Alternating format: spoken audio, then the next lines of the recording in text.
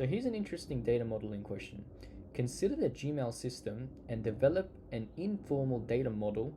So to answer this question, we just need three things. So to identify the objects and the attributes, then identify the relationships between these objects, and finally we can identify the constraints on the data and the relationships. So we all know that Gmail has messages, and the attributes would be title, subheading, message body, timestamp, and the sender and receiver.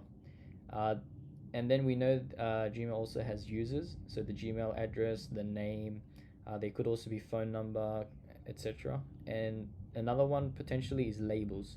So for instance, the bin folder, the spam folder, inbox, outbox. So that would be the name.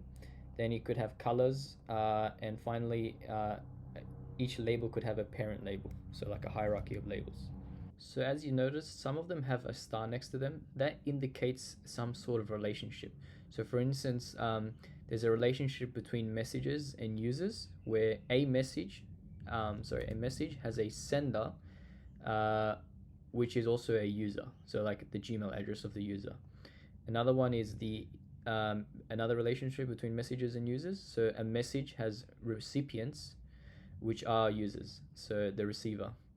And another one is messages have a relationship between with labels. So each message has a label. Another one is a relationship between labels and labels.